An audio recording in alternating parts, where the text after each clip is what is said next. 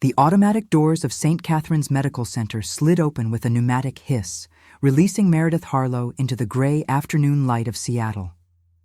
She stood on the threshold, clutching a plastic bag containing her few belongings, a cracked phone, a wallet with expired credit cards, and the hospital gown she'd arrived in 3 weeks ago, now folded and useless.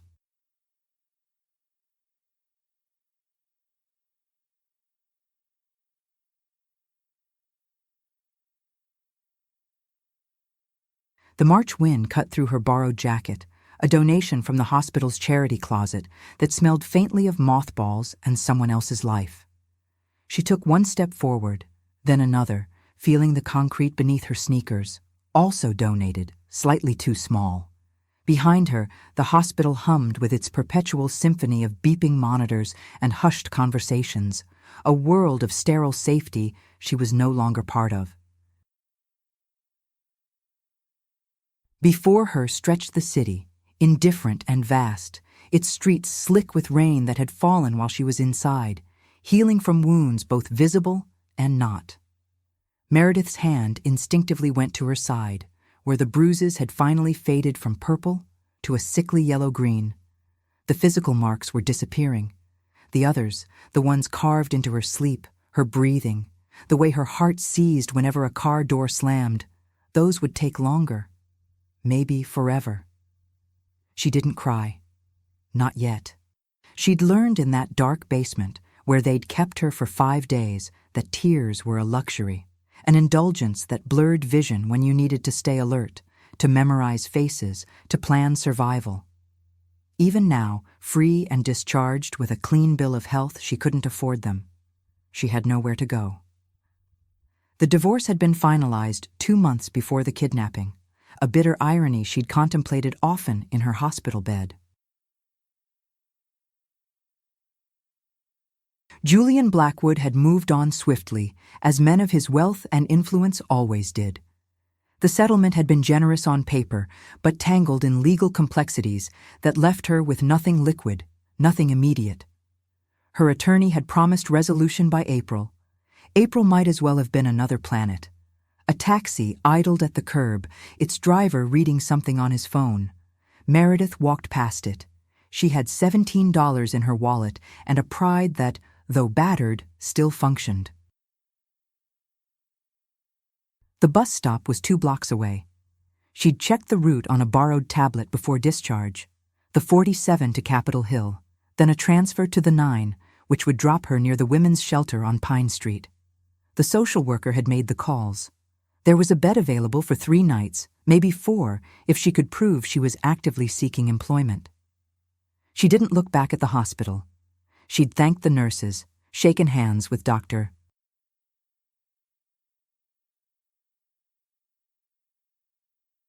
Chen signed the discharge papers with a hand that no longer trembled, professional to the last. That was how Julian had always described her, professional, composed, unflappable. He'd meant it as a compliment once. By the end, it had become an accusation. "You're like ice, Meredith, beautiful and cold and impossible to hold on to."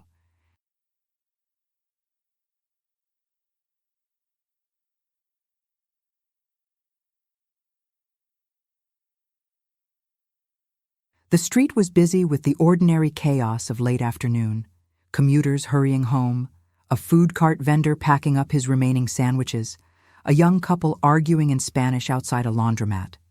Normal life. The life that had continued without her while she was gone, while she was held, while she was found and hospitalized and slowly stitched back together. No one looked at her. She was just another woman in a cheap jacket, walking with a slight limp, carrying nothing of value. She was grateful for the anonymity. What she didn't see was the black Mercedes parked across the street, its windows tinted to opacity. Didn't notice how it pulled away from the curb 30 seconds after she passed. Didn't hear the quiet conversation happening inside between a man whose knuckles were white on the steering wheel and his own conscience. Julian Blackwood had been parked outside St. Catherine's for 3 hours, waiting. He'd been there yesterday, too, and the day before that, always at a distance, always careful to remain unseen. His assistant had called twice. His mother had texted 7 times. A board meeting had been rescheduled. None of it mattered. He watched Meredith walk, that familiar, determined stride that pretended not to limp, pretended not to hurt, and something in his chest cracked. Not broke. It had already been broken. This was the sound of the pieces shifting, finding no way to fit back together. He'd failed her. The knowledge was a stone in his throat, heavy and sharp. While she was being held in some basement in Tacoma, while men he'd never met were terrifying his wife, ex-wife, for a ransom he would have paid instantly if only they'd called, if only someone had told him. He'd been in New York, celebrating the closure of the biggest deal of his career.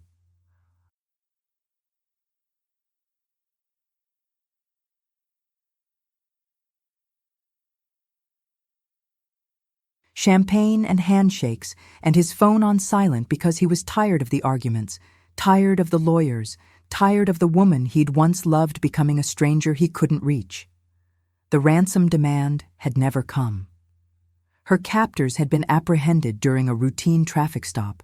3 men with outstanding warrants and a history of violence who'd panicked and fled, abandoning her in that basement. She'd been found by accident, by mercy, by a neighbor who'd heard something through the walls. By the time Julian learned what had happened, she was already in surgery, already beyond his reach, already guarded by police and social workers who looked at him like he was complicit in his own absence. Maybe he was. He followed her now at a careful distance, the Mercedes moving slowly through traffic, keeping her in sight. She reached the bus stop and sat on the bench, shoulders curved inward, hands clasped between her knees.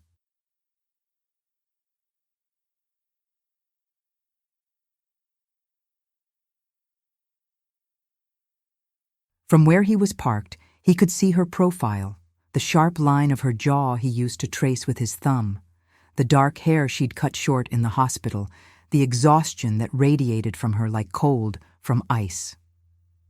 Julian's hand reached for the door handle. He could cross the street right now, could kneel on the dirty sidewalk and beg her forgiveness, offer her everything he should have offered when they were still married.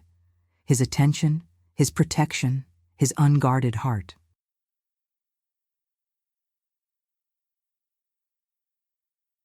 Could tell her that the moment he'd heard what happened, the world had stopped, that every breath since had been borrowed, undeserved, possible only because she'd survived. But he didn't move. What right did he have? What claim could he make on her suffering, her recovery, her future?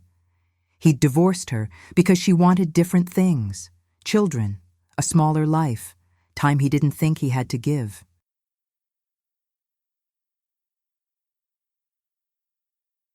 He'd been so certain he was right, that success required sacrifice, that love was something you could schedule and optimize. The universe had taught him otherwise, in the cruelest way imaginable. The bus arrived, a lumbering diesel giant that wheezed to a stop, and Meredith stood. She boarded without looking around, feeding coins into the fare box with careful precision. Through the scratched windows, Julian watched her choose a seat near the back, away from the other passengers. Watched her rest her head against the glass and close her eyes. The bus pulled away. The Mercedes followed. Julian didn't have a plan, didn't know what he hoped to accomplish by shadowing her through the city like some character in a noir film. He only knew that leaving her alone was impossible, that whatever came next, her anger, her rejection, her restraining order, he deserved all of it and would endure it gladly if it meant she was safe.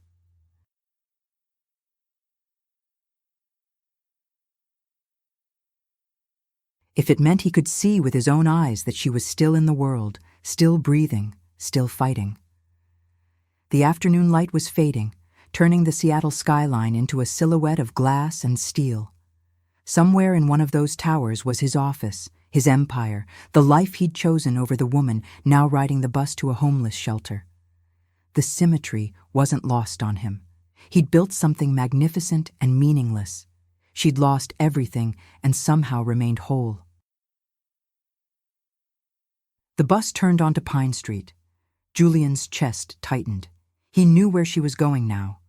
The shelter was 15 blocks ahead, a squat brick building with a reputation for being safe but crowded, a way station for women escaping violence or poverty or both.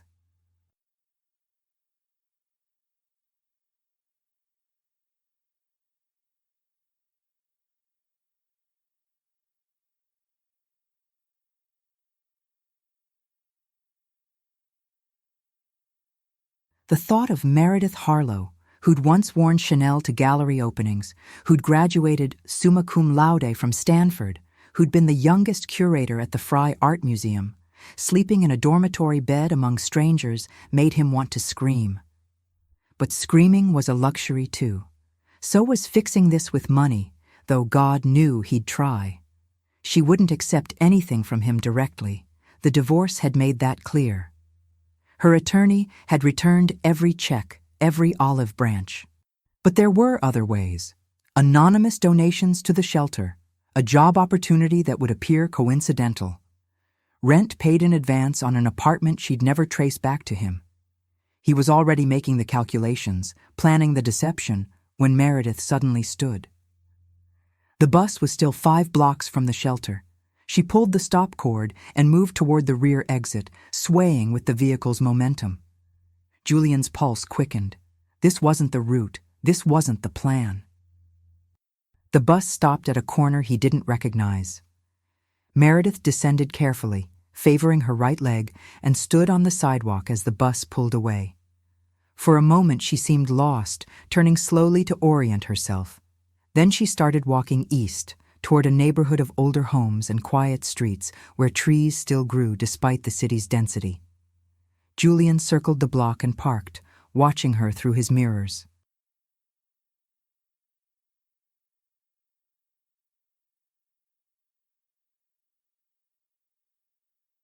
She walked half a block and stopped in front of a small Cape Cod-style house with a blue door and a garden that had been loved but was now overgrown.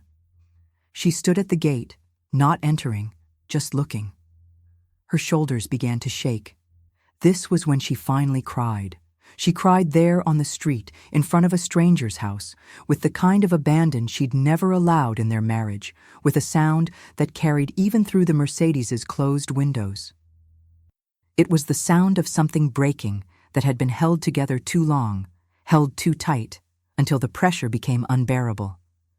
Julian gripped the steering wheel and didn't breathe, and learned what it meant to truly hate himself. The blue door opened. An elderly woman emerged, small, white-haired, wearing an apron dusted with flour.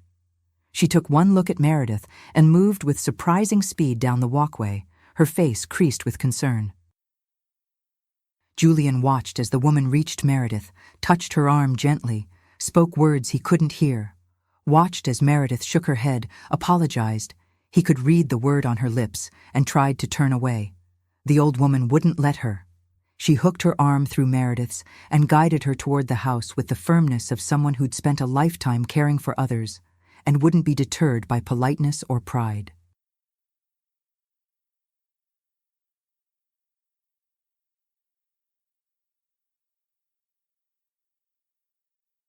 At the threshold, Meredith looked back once, her face streaked with tears and something like gratitude, and then disappeared inside. The blue door closed behind them. Julian sat in his car for another 20 minutes, waiting for nothing, watching the windows of the house where warm light now glowed. He tried to remember if Meredith had ever mentioned knowing someone in this neighborhood, tried to recall if this house had significance in her past.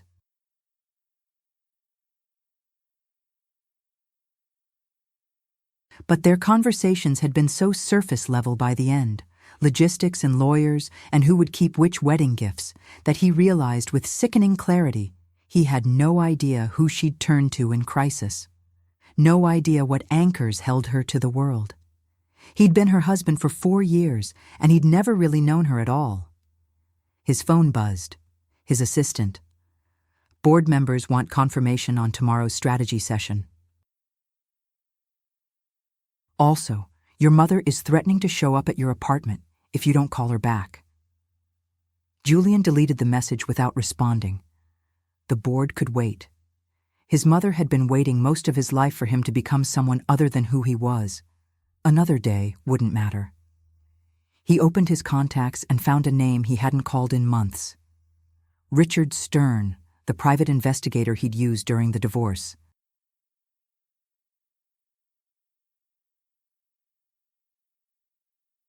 Richard answered on the second ring, his voice perpetually rough, like he'd spent too many years in rooms where people smoked despite the laws. "Julian Blackwood, I thought you'd washed your hands of me once the ink dried on your divorce decree." "I need information," Julian said, skipping preamble. Quietly, quickly. Those two don't usually go together. This time they need to.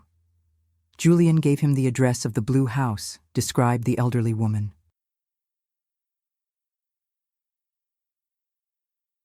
"I want to know who lives there, how they're connected to Meredith Harlow, and anything else that might matter. But discreetly, Richard. If anyone finds out I'm asking—" "I'm a ghost, Mr. Blackwood. You know that." Julian ended the call and stared at the house. Ghost. Yes. That's what he'd become to Meredith.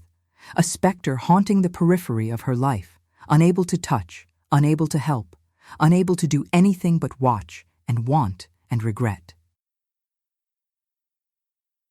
The rain started again, soft at first, then harder, drumming on the Mercedes's roof with increasing urgency. Seattle was drowning in March, as it always did, as if the sky needed to weep for everyone too stubborn to cry themselves. Julian turned on the wipers and watched the blue house blur and sharpen, blur and sharpen. Inside, he imagined, Meredith was being given tea, maybe soup.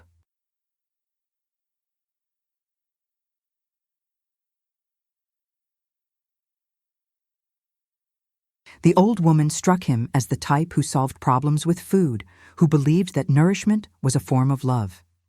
He hoped she was being kind, hoped she was asking only the questions Meredith could bear to answer. Hoped she understood that sometimes salvation looked like a warm house and someone who didn't expect you to explain how you'd ended up crying on their sidewalk. His phone buzzed again.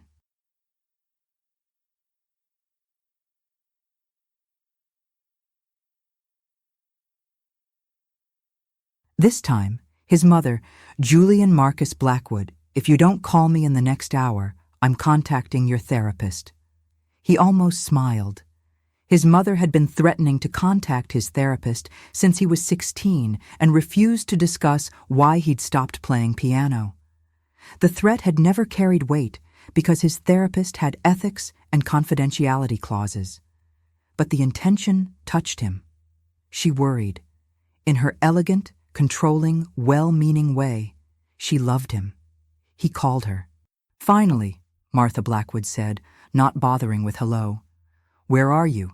And don't say working, because I've been married to your father for 43 years, and I know what working sounds like, and this isn't it."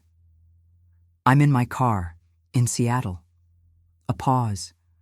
His mother was rarely without words, but when she was, it meant she was thinking something she suspected he wouldn't want to hear. "This is about Meredith." Not a question. Martha Blackwood hadn't built a career as one of the Pacific Northwest's most successful philanthropists by missing subtext. It's complicated. Love usually is. Mom. Don't mom me, Julian. You've been impossible since the divorce. You closed the Sanderson deal and barely smiled. You haven't attended a family dinner in 3 months. Your assistant tells me you're sleeping in your office. Another pause. And now I hear through my sources, don't ask which ones, that your ex-wife was hospitalized, kidnapped, and you've been a ghost at work ever since. Julian pressed his forehead to the steering wheel. His mother's sources were terrifyingly efficient. "I'm handling it." Handling what? The guilt, the regret, or the fact that you divorced a woman you're still in love with? "She hates me, Mom." "Good. That means she still feels something.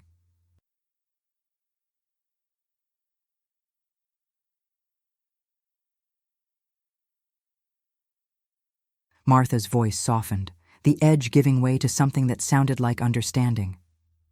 Julian, I won't pretend to know what you're going through, but I know you. You're your father's son, brilliant, driven, and absolutely incapable of forgiving yourself for being human. You think you failed her, so you're punishing yourself by watching from a distance instead of actually helping. She won't accept my help. She's made that clear.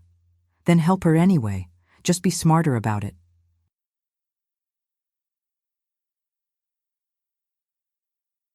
The rain intensified. Through the windshield, the blue house looked like a painting, something impressionistic and sad, all soft edges and muted colors.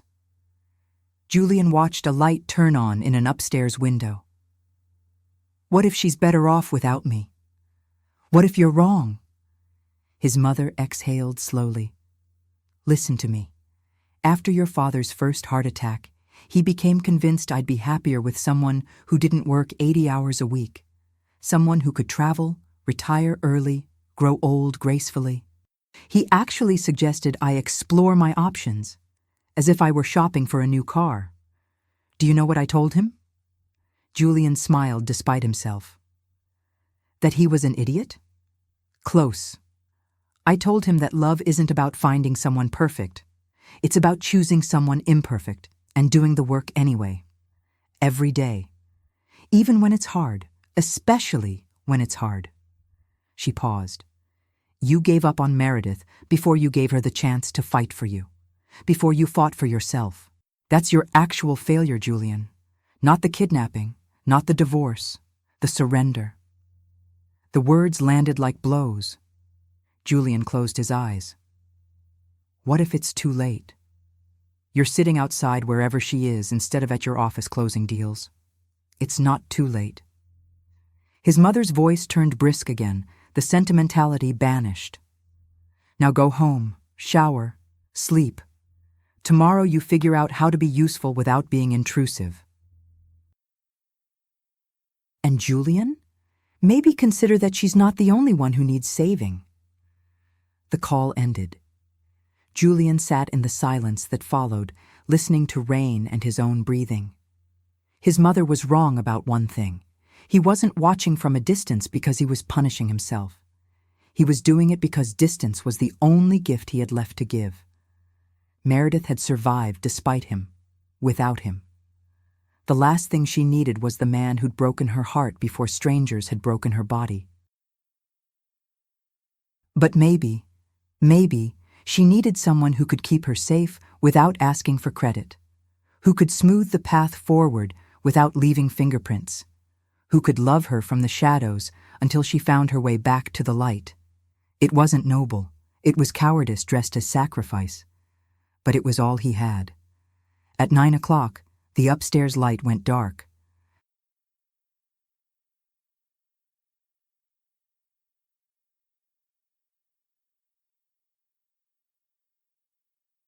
Julian imagined Meredith in a borrowed bedroom, lying in clean sheets that smelled of lavender detergent, warm and fed, and finally, safe.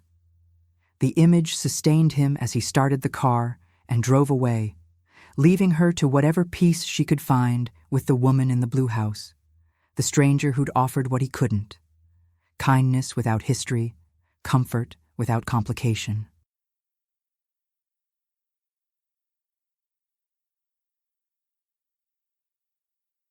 He drove to his penthouse in downtown Seattle, 37 floors above the city, all glass and steel and carefully curated emptiness. The space had been photographed for Architectural Digest last year.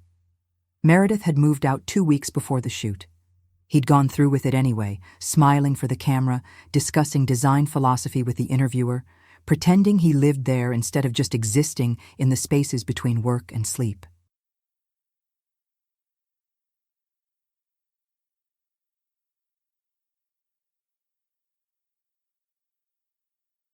The elevator doors opened directly into his living room. Julian walked through the darkness without turning on lights, navigating by memory and the ambient glow of the city below. He poured 3 fingers of whiskey he wouldn't drink and stood at the window, looking out at Seattle's scattered lights. All those lives happening in parallel, all those private dramas and quiet sorrows, invisible to each other, and maybe that was mercy. Maybe that was the only way any of them survived.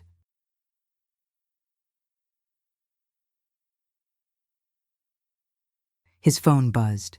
Richard Stern. "Call me," Julian called. "The house belongs to Eleanor Kane, 76, retired hospice nurse," Richard said without preamble.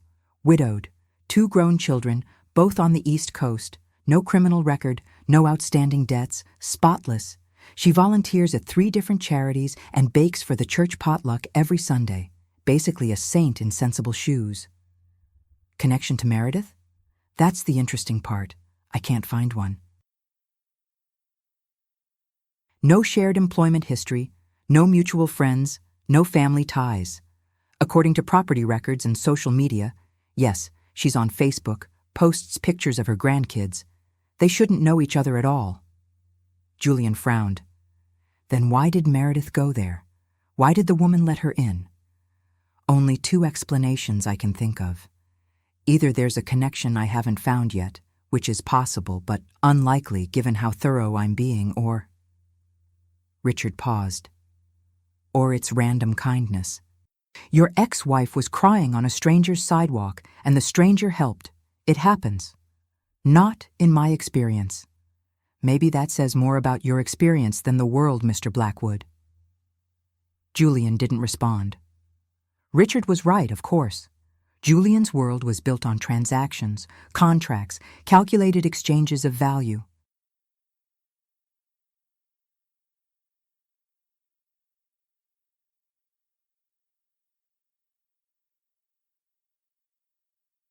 The idea that someone would offer shelter to a stranger without agenda or expectation felt like fiction, like something from the kind of movie Meredith used to make him watch.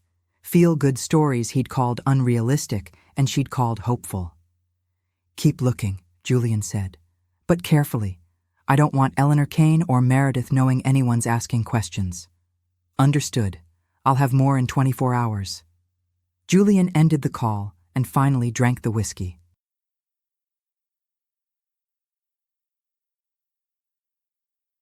It burned going down, sharp and clarifying.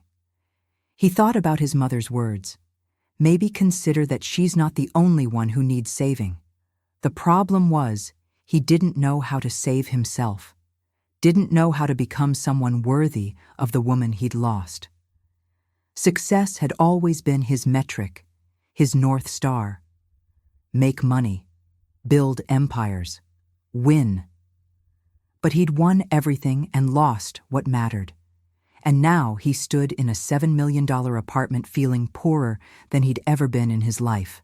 Tomorrow he would go to the office, would attend meetings and make decisions, and pretend that the architecture of his days hadn't collapsed. And tomorrow night he would drive back to the Blue House, park at a discreet distance, and make sure Meredith was still there, still safe, still breathing. It wasn't enough. It would never be enough. But it was all he could offer, his vigilance, his resources, his silent promise that whatever came next, she wouldn't face it alone. Even if she never knew he was there. Eleanor Kane had learned 3 things in 76 years of living: that kindness was a choice you made regardless of reciprocation, that tea solved more problems than people wanted to admit, and that sometimes God sent you angels disguised as broken strangers who needed help getting their wings back. The young woman currently sitting at her kitchen table, Meredith, she'd finally offered when asked, was definitely broken.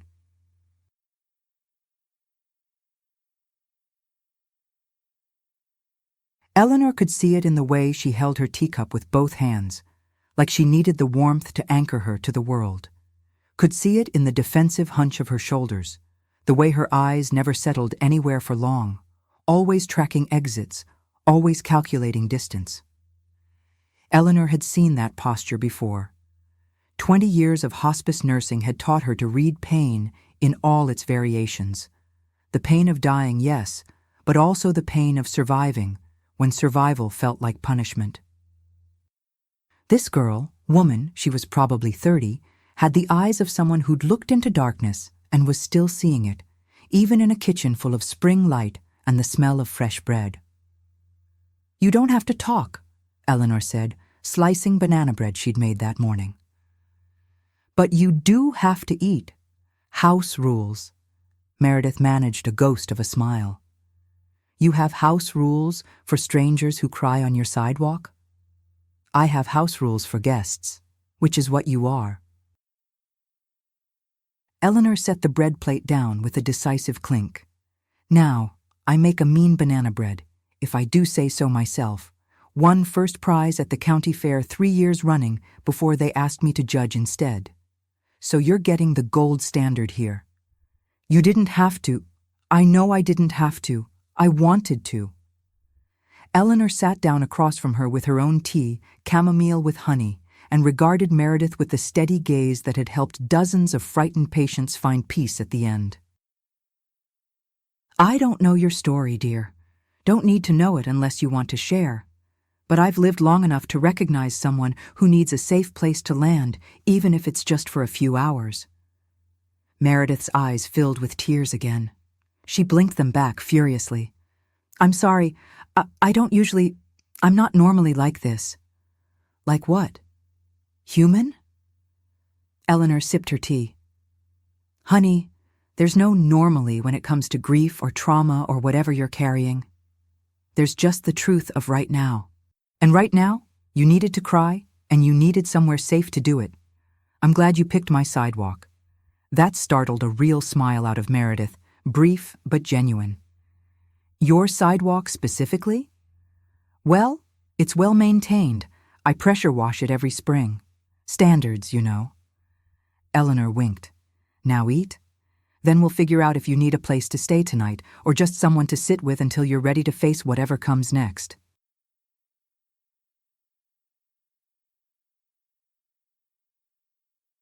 Meredith ate the banana bread slowly, mechanically, like someone who'd forgotten food could be comforting.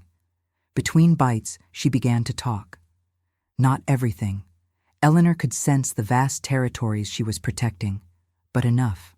A divorce, a kidnapping, a hospital stay, a shelter she was supposed to check into but couldn't quite make herself enter. "I just kept thinking about the dormitory beds," Meredith said quietly. "All those women sleeping in one room. And I know that sounds spoiled, privileged even. They're offering me safety when I have nothing, and I'm hesitating because I want privacy to fall apart. But I spent 5 days in a basement surrounded by—" She stopped, her jaw clenching. "I can't sleep around strangers yet. I just can't." Eleanor reached across the table and covered Meredith's hand with her own. "That doesn't make you spoiled. That makes you traumatized. There's a difference." She paused, weighing her next words. "The guest room upstairs has a door that locks from the inside. Clean sheets. A window that looks out on the garden. You're welcome to it for as long as you need. I can't. You can. And before you start with pride or propriety or whatever you're about to say, let me tell you something about myself." Eleanor settled back in her chair. "I spent 40 years helping people die with dignity, held more hands than I can count, heard more final words than anyone should.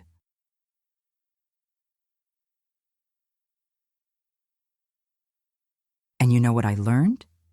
That we're all just stumbling through this life, pretending we have it together, until we don't.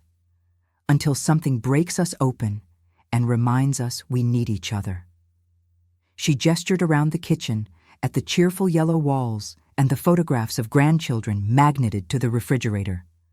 "This house is too big since George died, too quiet."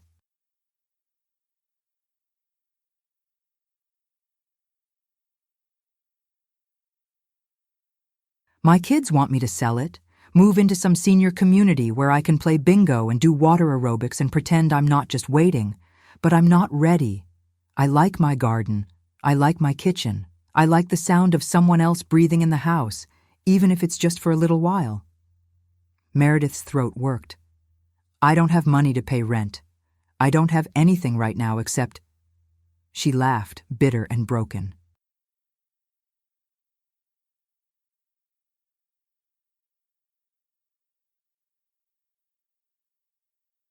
$17 and a divorce settlement I can't access and a therapist I can't afford to see. I didn't ask for money, did I? Eleanor stood, collecting their plates. What I asked was if you needed a safe place. You said yes, even if you used different words. So the guest room is yours. Stay 3 days, stay 3 weeks, stay until you figure out what comes next. The only currency I deal in is honesty and respect, and something tells me you have plenty of both. For a long moment, Meredith just stared at her. Then she began to cry again, but differently this time, not the helpless sobs from the sidewalk, but something quieter, more like release, like a pressure valve finally opening after being closed too long. Eleanor made more tea and said nothing. Sometimes words were an intrusion. Sometimes the kindest thing you could offer was silence and presence, and the understanding that healing wasn't linear, wasn't pretty, and sure as hell wasn't fast. When Meredith could speak again, her voice was raw but steady. "Why are you doing this? You don't know me. You could be dangerous. You could be lying. You could rob me blind and disappear." Eleanor smiled. "But you won't. I've spent a lifetime reading people's last truths, dear. You learn to spot the ones who've forgotten how to trust themselves. That's you. And sometimes all it takes to remember is for someone else to trust you first."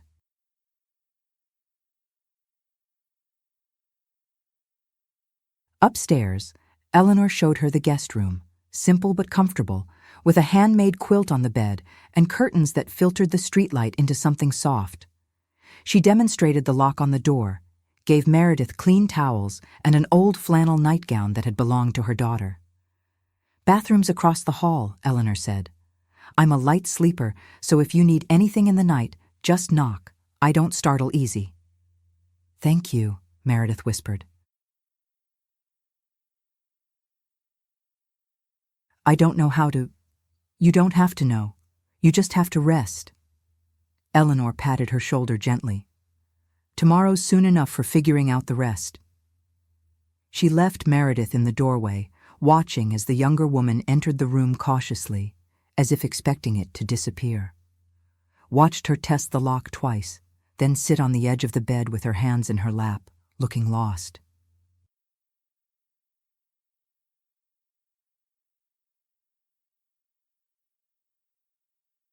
Eleanor went back downstairs and made herself another cup of tea, this time with brandy in it because some nights required fortification. She thought about George, who'd been dead 6 years now, and wondered if he'd approve of her taking in strays. Probably. George had always been softer than he'd pretended, always the first to help a neighbor or bail out a nephew or adopt whatever bedraggled cat showed up at their door. "I miss you," she thought, not for the first time. "But you'd understand this. You always understood the broken ones." Outside, the rain had gentled to a whisper. Eleanor stood at her kitchen window and looked out at the street, at the pools of lamplight and the dark spaces between. Somewhere out there was whatever Meredith was running from. An ex-husband, maybe, or just the weight of everything that had happened. Somewhere out there was whatever came next, good or bad, healing or harm. But tonight, in this house, Meredith was safe. Tomorrow, Eleanor would make her famous French toast, would ask careful questions about what kind of help she needed, practical help, not pity. Would call her friend Margaret, who ran a nonprofit that helped women re-enter the workforce. Would be useful without being suffocating, present without being invasive. Would be exactly what she wished someone had been for her, decades ago, when she'd been young and scared and sure the world was ending. It hadn't ended.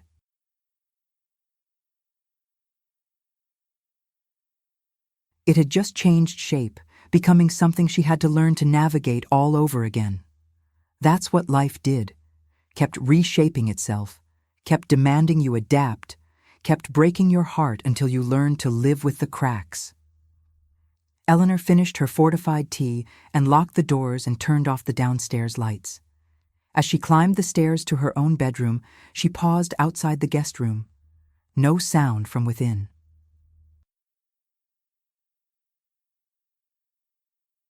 Either Meredith was asleep, unlikely, or lying awake in the dark, too wired to rest, too exhausted not to. "You're safe here," Eleanor whispered to the closed door. "Whatever you're afraid of, it can't reach you tonight." It was a promise she couldn't guarantee. The world was full of things that reached when they shouldn't, hurt when they weren't supposed to, took when they had no right. But in this house, for this night, Eleanor would be the wall between Meredith and all of it. She'd failed to save her husband from his heart attack, had failed to save countless patients from cancer and age and all the other cruelties of biology. But maybe she could save this one broken stranger from whatever darkness was chasing her. It wasn't redemption. Eleanor was too old to believe in neat endings or cosmic justice. But it was purpose, and purpose was enough. In his car 3 blocks away, Julian Blackwood watched the last light in Eleanor Kane's house go dark. He'd circled back after leaving, unable to drive all the way home without confirming Meredith was still there, still safe. The need to protect her had become cellular, instinctive, the way his body kept breathing without conscious thought. He knew he should leave. Knew that sitting here, watching a house where his ex-wife was sleeping, crossed lines he'd promised himself he wouldn't cross.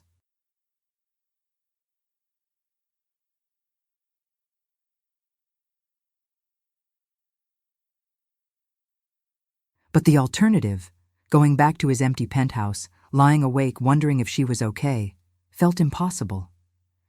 His phone showed 23 unread emails, 4 voicemails, a calendar alert for a 7 a.m. breakfast meeting he'd forgotten he'd scheduled.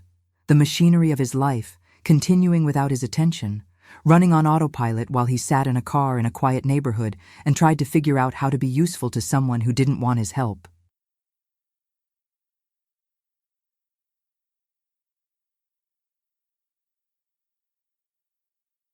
Maybe consider that she's not the only one who needs saving. Julian started the car. Tomorrow he would do something, would make calls, pull strings, create opportunities that would help Meredith without revealing his involvement. Tonight, he would let her sleep in peace, guarded by a stranger who'd been kinder in 2 hours than he'd been in 4 years. As he drove away, he made himself a promise. He would find a way to give her back everything she'd lost, or he would die trying.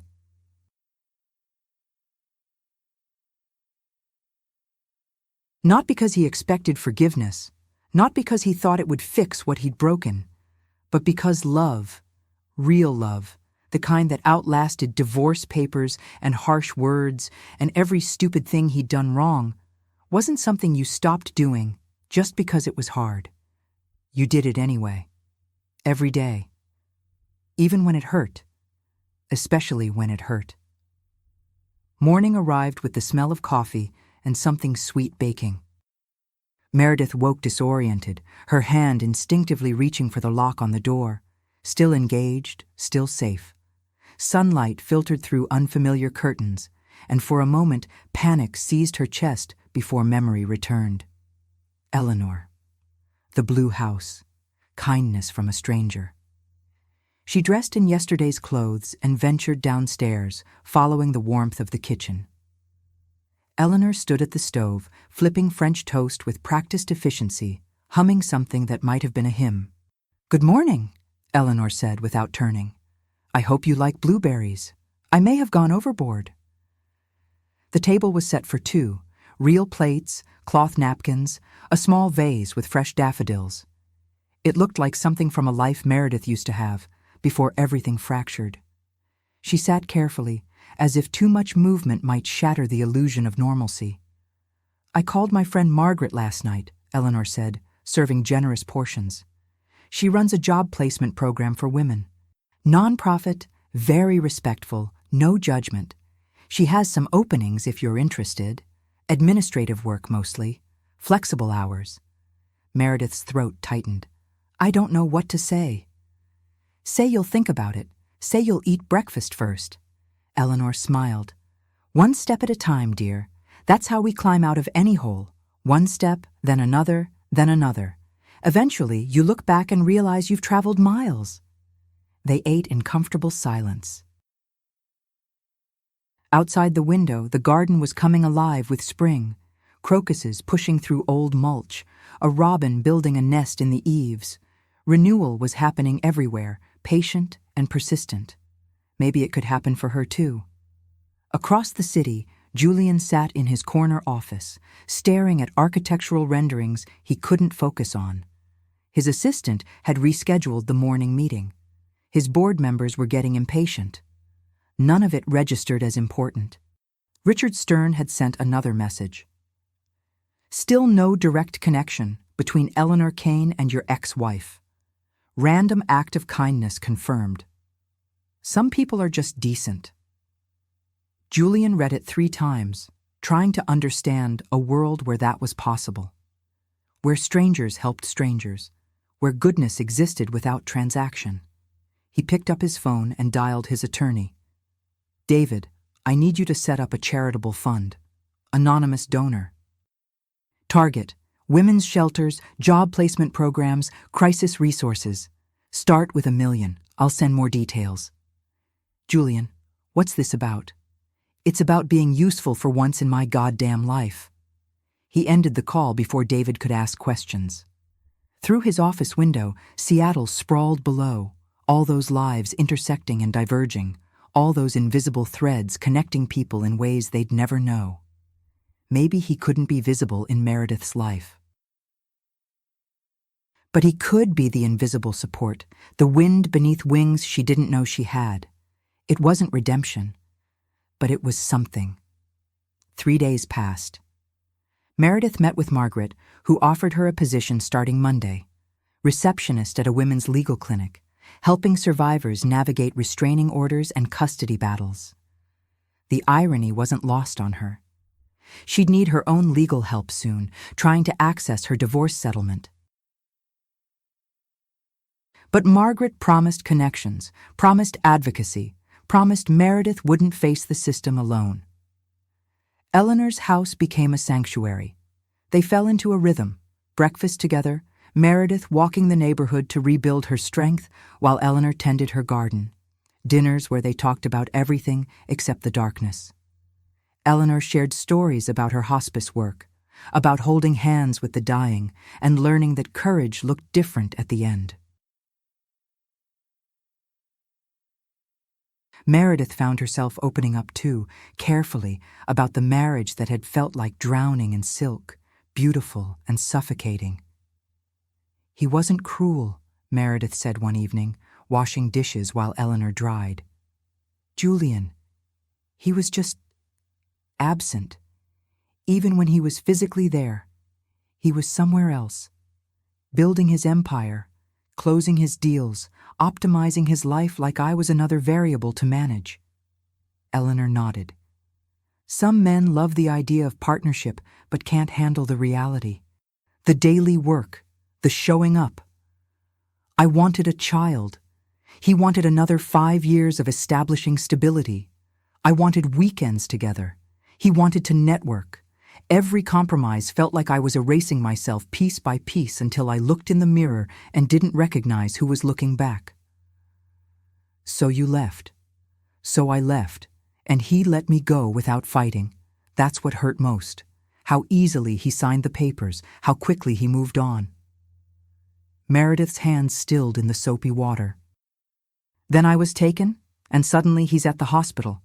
The nurses said he tried to visit, but I refused to see him. What right did he have to my trauma after abandoning my life? Eleanor squeezed her shoulder gently. Maybe no right at all. Or maybe guilt is its own kind of punishment, and he's finally understanding what he lost. What neither of them knew was that Julian had been punishing himself in exactly that way.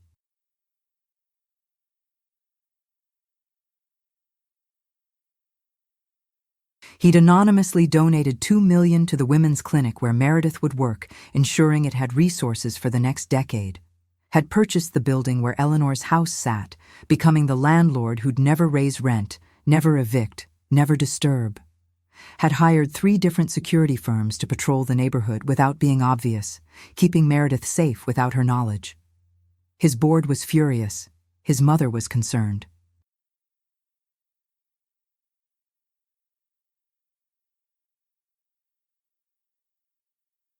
His therapist, yes, he'd finally called her back, gently suggested he was trying to buy redemption instead of earning it.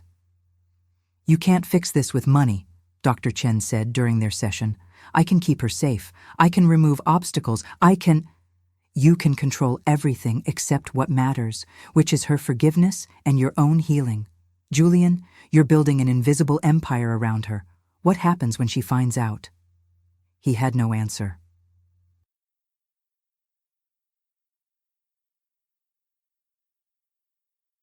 Couldn't imagine that moment. Meredith discovering his surveillance, his interference, his desperate attempts to matter in her life without permission. It would confirm everything she believed about him, that he saw people as problems to solve, that love was something you could engineer. But he couldn't stop. The alternative, doing nothing while she struggled, felt like death.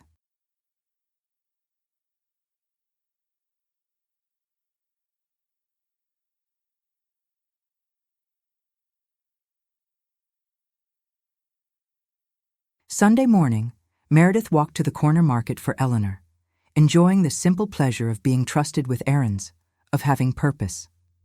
The day was crystalline, one of those rare Seattle mornings where the sky forgot to be gray and went full blue instead.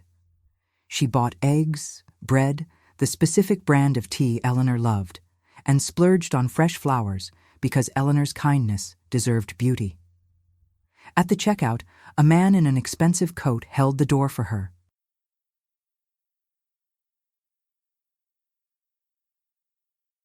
She murmured thanks without really looking, her arms full of grocery bags. Didn't notice how he watched her walk away, his expression unreadable. Didn't notice the Mercedes parked across the street or how its driver tracked her progress back to the blue house with eyes that held too much feeling. Julian had promised himself he'd stay away on weekends, had promised Dr. Chen he'd give Meredith space.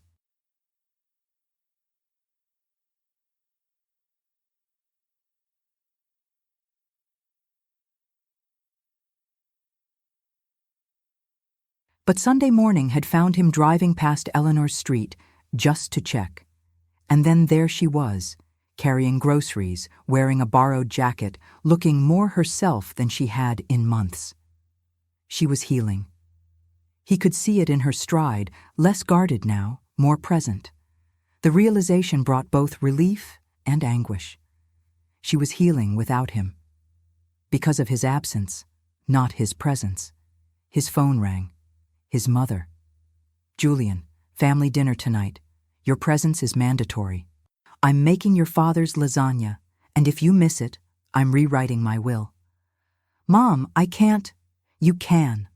Whatever vigil you're keeping, it can wait 2 hours. You're no good to anyone if you fall apart, and you're currently held together with stubbornness and terrible coffee." Her voice softened. "Please, sweetheart, come home. Let us feed you.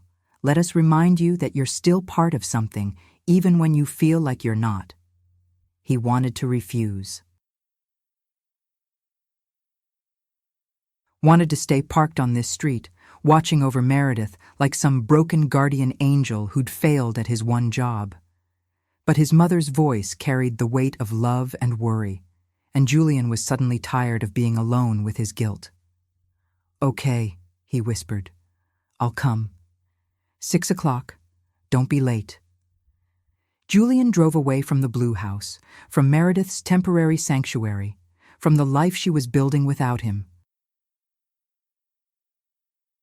At a stoplight, he caught his reflection in the rearview mirror, hollow-eyed, unshaven, haunted. When had he become this? When had protecting someone turned into obsession? "You can't fix this with money," Dr. Chen had said. But money was all he'd ever been good at, money and strategy and winning. He didn't know how to lose gracefully, how to accept that some broken things stayed broken no matter how many resources you threw at them.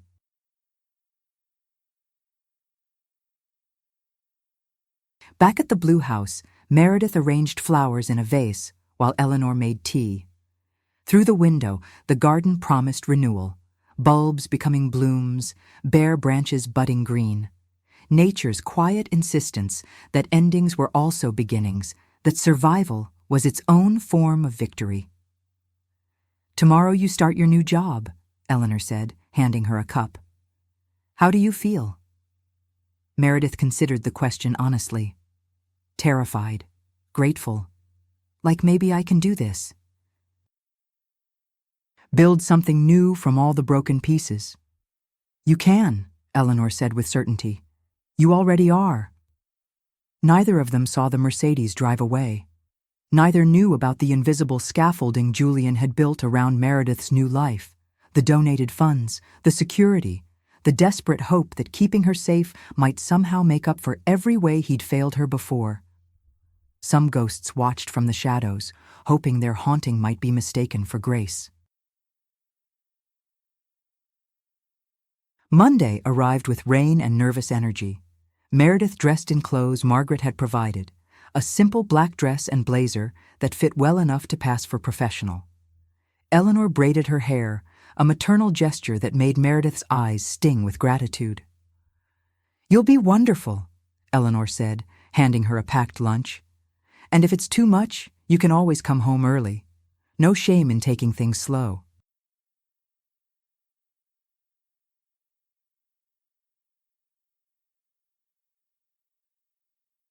The Women's Legal Clinic occupied the second floor of a renovated building in Capitol Hill. Meredith arrived 15 minutes early, her stomach churning. Margaret met her at the door with warm efficiency, introducing her to the small staff, 2 attorneys, a paralegal, and another receptionist named Rosa, who'd be training her.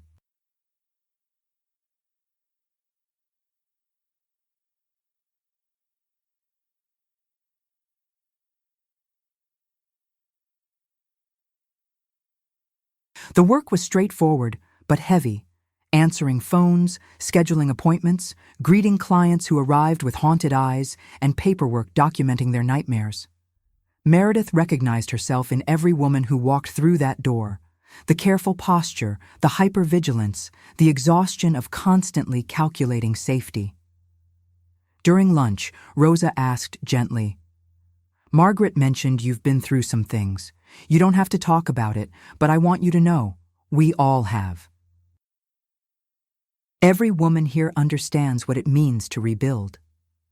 Meredith nodded, throat tight. "Does it get easier?" "Not easier. Different. You learn to carry it better. Learn which weights you can put down." Rosa smiled. "And you learn you're stronger than you thought. That's the gift trauma gives you, if you survive it, knowing your own strength." The afternoon passed in a blur of phone calls and client intake forms. By 5 o'clock, Meredith was exhausted, but felt something she hadn't in months. Useful, needed, part of something larger than her own survival. Walking home through the rain, she allowed herself a small moment of pride. One day completed. One step forward. Eleanor was right. You climbed out of holes one step at a time, and eventually the hole became distant, became past, became something you'd survived rather than something that defined you. She didn't notice the car that followed her route at a discreet distance. Didn't see Julian's hands gripping the steering wheel as he watched her navigate crosswalks and puddles, his heart in his throat every time a stranger passed too close. He'd promised himself just this once, just her first day, to make sure she arrived safely, settled in, made it home without incident. Tomorrow he'd stop. Tomorrow he'd trust that she was fine, that the universe wouldn't take her again. Tomorrow he'd lie to himself all over again. 2 weeks passed. Meredith found her rhythm, work, home, conversations with Eleanor that ranged from philosophy to gardening. She opened a bank account with her first paycheck, a small thing that felt monumental. Started attending a trauma support group the clinic offered. Began sleeping through the night without waking in panic. Life was happening. Slowly, carefully, but happening. Then her attorney called. "Meredith, we've had a development. The trust holding your settlement funds has released everything early. No explanation, just sudden compliance. You're looking at full access within 48 hours. That doesn't make sense. They said it would take until April, maybe longer with the appeals. I know. Someone with influence made calls, pulled strings. I can't prove who, but..." Her attorney paused meaningfully. "You have powerful friends you're not telling me about, or your ex-husband is feeling very guilty." Meredith's stomach dropped. Julian. It had to be Julian. Who else had the resources, the connections, the reason? She ended the call feeling furious and grateful and violated all at once. That evening, she sat with Eleanor in the garden, watching dusk settle. "I think Julian's been helping me. Behind the scenes. The settlement. Maybe other things. I don't know how much, but I can feel his fingerprints all over my new life." Eleanor pulled a weed thoughtfully. "How does that make you feel?" "Like I'm being managed, like he thinks money fixes everything, fixes us, like he still doesn't understand that I never wanted his empire, I wanted him." Meredith's voice cracked. "Why couldn't he have fought this hard when we were married? Why does he care now that I'm gone?" "Maybe because losing you was the only thing that could wake him up. Some people don't know what they have until it's walking away." Eleanor touched her hand gently. "But you're right to be angry. Help given without asking feels like control, even when the intention is good. The question is, what do you want to do about it?" Meredith knew the answer immediately. "I need to see him. Tell him to stop. Tell him I'm not a problem he can solve from a distance." She laughed bitterly. "And maybe finally ask him why he's doing this. Why he cares now when he couldn't care then." Eleanor nodded. "Confrontation is a form of closure."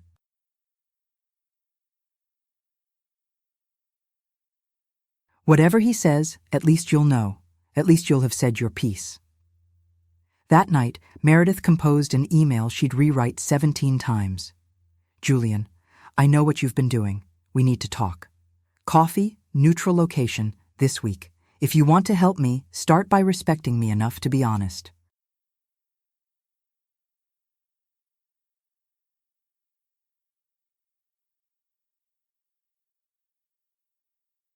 She hit send before courage could fail her, then lay awake, wondering what honesty would look like after all this time, all this damage, all this distance neither of them had known how to cross. In his penthouse, Julian's phone chimed. He read Meredith's email 3 times, his chest tight with fear and something that might have been hope. She knew. She was angry. She was asking to meet. It was more than he deserved and everything he'd wanted. He typed back simply, "Thursday, 10 a.m., Zeitgeist Coffee on Jackson. I'll tell you everything." Then he called Dr. Chen. "I need an emergency session, tomorrow if possible. I'm about to face the person I've hurt most, and I don't know how to do it without making everything worse." "Julian," Dr. Chen said gently, "maybe making it worse isn't the thing you should fear."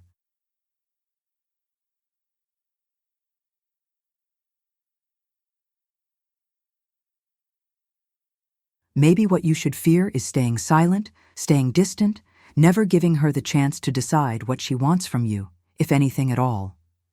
He'd built an empire on certainty, on calculated risks, on knowing the outcome before making the move. But love, real love, had no guarantees, no safety nets, no way to control the ending. Thursday would be terrifying. Thursday would be honest. And whatever happened after, at least he'd finally stop hiding.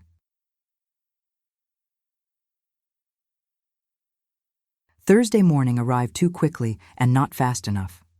Meredith chose her outfit carefully, jeans and a sweater, nothing that suggested she was trying to impress or intimidate, just herself, which felt both vulnerable and powerful. Eleanor hugged her at the door. Remember, you're not the same woman who left him. You've survived things he can't imagine. Whatever he says, you're strong enough to hear it and strong enough to walk away if you need to. Zeitgeist Coffee was busy with the morning crowd, students, freelancers, people living ordinary lives. Meredith arrived first, chose a table near the window, ordered tea she probably wouldn't drink. Her hands shook. She'd spent weeks rehearsing what she'd say, but now, minutes from seeing him, all her prepared speeches evaporated. Then Julian walked in, and everything stopped. He looked terrible. Thinner than she remembered, shadows under his eyes, his expensive suit hanging differently, like he'd forgotten to care about appearances. He saw her and froze, his expression naked with longing and regret and fear. For a moment they just stared at each other across the coffee shop. Two people who'd promised forever and settled for divorce, now facing each other across an impossible distance. He sat down carefully, like sudden movements might shatter something fragile. "Thank you for agreeing to meet." "You've been helping me," Meredith said without preamble. "The settlement. What else?" Julian exhaled slowly. "The clinic where you work. I donated to ensure funding, the neighborhood where Eleanor lives. I bought the building, made sure rent stays low, security in the area, though you'd never see them. I wanted you safe. I wanted you to have what you needed without—" He stopped. "Without my presence making it harder." Meredith's anger flared white-hot. "You've been controlling my life from the shadows, playing puppet master while I thought I was rebuilding on my own? Julian, that's— I know, it's invasive. It's wrong. It's me trying to fix with money what I broke with absence." His voice cracked. "I don't know how else to help you, Meredith. I don't know how to love people except by trying to solve their problems, and I know that's broken. I know that's part of why you left, but I couldn't—" He pressed his hands to his face. "I couldn't do nothing while you suffered. Not again." "You did nothing when I needed you most," Meredith said, years of hurt pouring out. "When I asked you to slow down, to prioritize us, to choose me over work just once. You did nothing. Now suddenly you're moving mountains, and I'm supposed to what? Be grateful? Forgive you because guilt makes you generous? No." Julian looked at her with devastated honesty.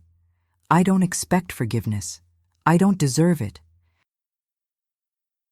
I failed you in every way that mattered. But when you were taken, when I thought I'd lost you forever, something broke in me. I realized I'd spent our entire marriage chasing things that meant nothing while ignoring the only thing that did. You. Us. The life we could have built if I hadn't been so goddamn blind." Tears streamed down Meredith's face. "Why couldn't you see that when it mattered? Why did it take losing me to wake you up?" "Because I'm an idiot. Because I thought success was the same as worthiness. Because my father taught me that providing meant love, and I never questioned it until you were gone." He reached across the table, stopped just short of touching her hand. "I'm not asking you to come back. I'm not asking for another chance. I'm asking if you can accept my help without it feeling like control. If we can find some way forward where I can support your life without being in it." Meredith stared at his outstretched hand, so close, not touching. The metaphor of their entire relationship. "I don't know if that's possible. I don't know if I can separate your help from your history of making me feel managed instead of loved." "Then tell me how," Julian said desperately. "Tell me what help looks like. That doesn't hurt you. I'll do anything, Meredith."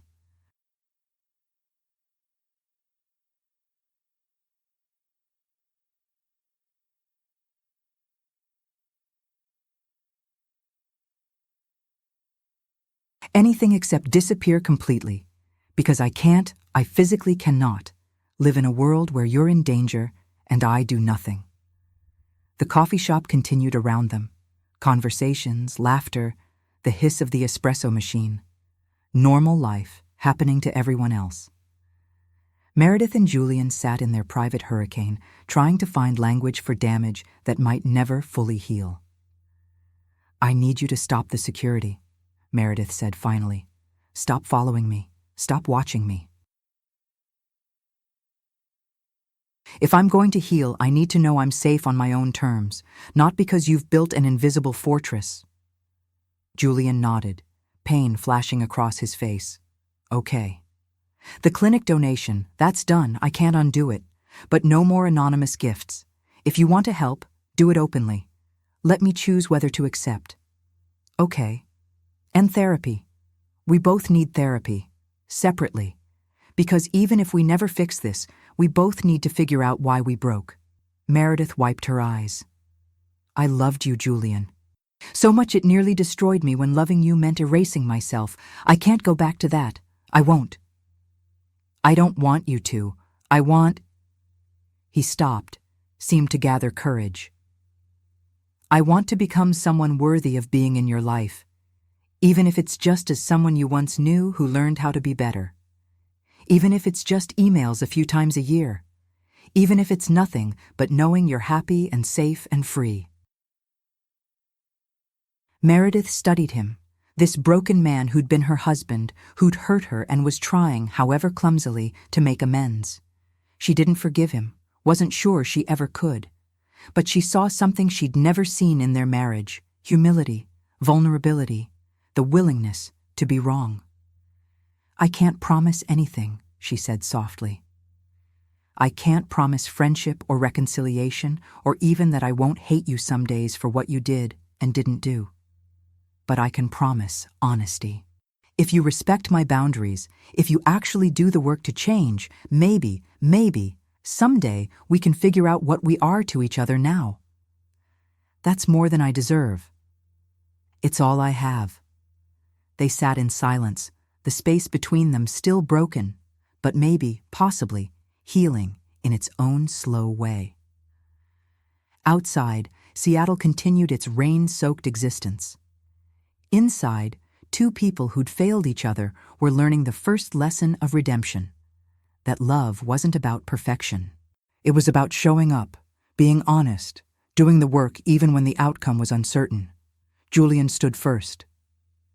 "Thank you for seeing me, for saying what I needed to hear." He hesitated. "I'm proud of you, Meredith, for surviving, for building something new, for being stronger than I ever knew how to be." She nodded, unable to speak past the tightness in her throat. Watched him leave, walk out into the rain, become just another figure on a busy street. Part of her wanted to call him back. Part of her was relieved he was gone. Both parts were true. That was the thing about healing. It was messy and contradictory and never followed the script you imagined. Meredith finished her cold tea and walked home to Eleanor's blue house, where the garden was blooming and the door was always open and someone was waiting who loved her without agenda. It wasn't the ending she'd dreamed of when she married Julian, wasn't the happily ever after she'd once believed in. But it was real. It was hers. And maybe that was enough. Maybe enough was its own kind of beautiful.